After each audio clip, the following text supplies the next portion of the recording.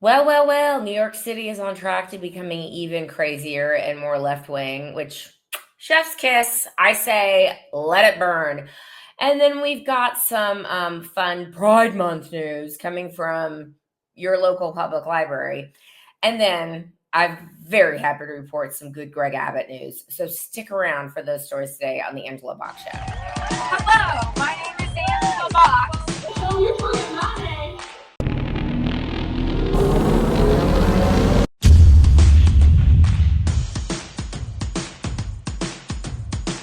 Hey, New York City, you guys. A more execrable place I cannot imagine. I've been to New York twice. I did not enjoy it. I think it's depressing. I think it's dirty. I think it's become quite the hellscape. It's become quite the dystopia. And last night or Tuesday night in New York City, they had an election for the mayor. And Eric Adams is on his way out. Eric Adams is far too reasonable for these lunatics. And the leftists that are now rioting and dying for the mullahs of Iran, like they all got together and they were like, we need to elect this literal communist. What's his name? I can't even say his name, you guys. I'm sure pretty soon it will become a household name, like much like AOC has. But for right now, I still need to look it up. Okay. State Assembly Zohran Mamdani. Okay. Now, Zohran Mamdani is supported by the most insufferable ginger lesbian on God's green earth, one Cynthia Nixon. He's also supported by Mark Ruffalo and Susan Sarandon and the people on the Upper East Side and the Upper West Side who will be just fine when the city goes to absolute crap because they have plenty of money, but they're still going to tell you what to think. Anyway, supported by all the usual suspect leftists. And Andrew Cuomo was trying to provide somewhat of a center-left alternative.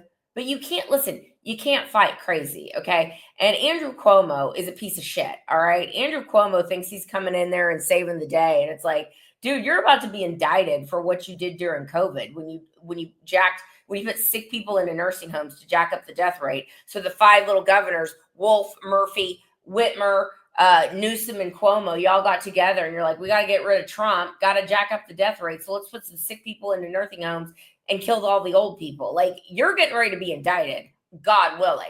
So, but he thought he could present a little bit of a moderation to this lunatic. But New York City's like, no, this is what we want. In fact, this Mamdani, I can't even say his name, you guys. I can't even say his name. One of the things he wants to do, he's like, grocery prices are too high. They're just too high. So I think what we should do is the city should take over all the grocery stores and the bodegas and instill price controls.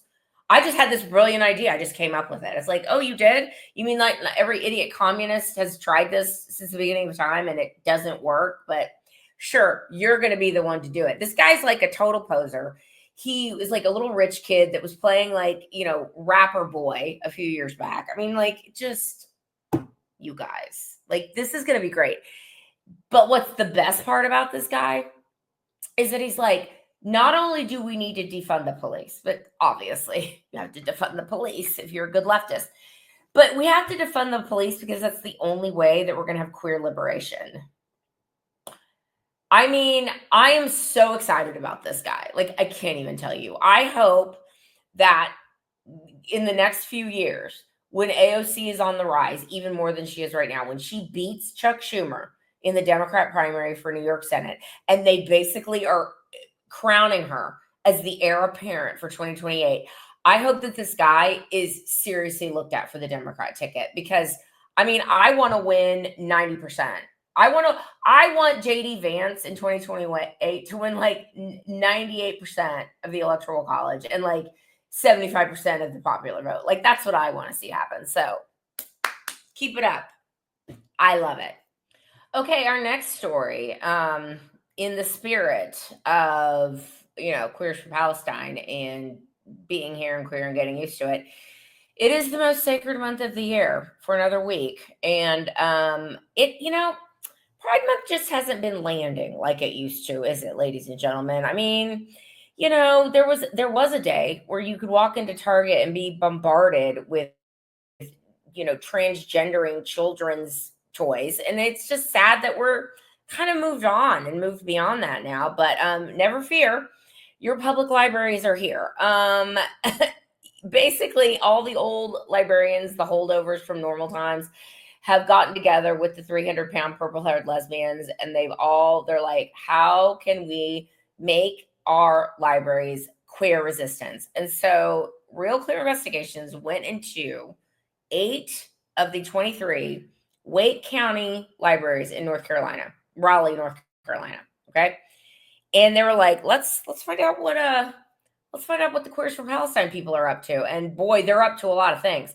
So it wasn't just like, the books of, Heather Has Two Mommies and Genderqueer. No. It was like, you guys, let me read to you some of the things that they have on display, for kids to see. Okay.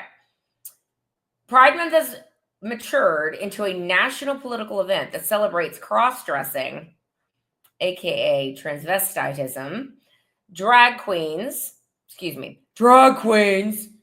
kink, BDSM, bondage, BDSM, bondage, domination, sadomasochism, gross, poppers, which are recreational drugs used at sex clubs, which every child under the age of 15 needs to know about that.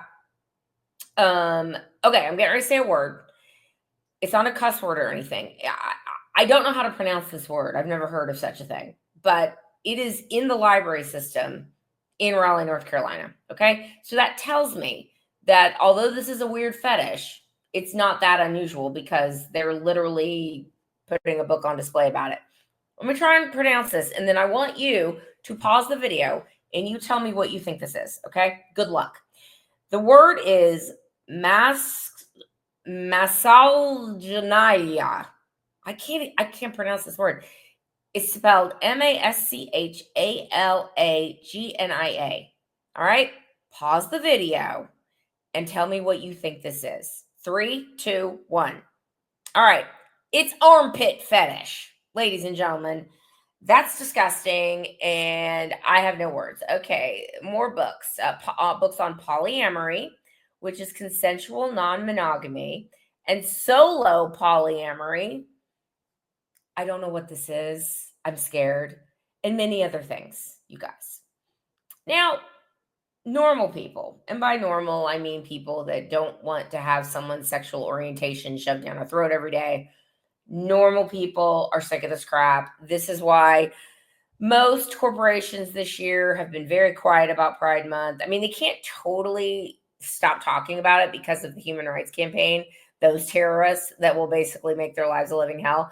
But it is nothing like it used to be, ladies and gentlemen. I mean, remember a couple years ago at Target? Like literally, it was satanic transgenderism. Like that's what it was.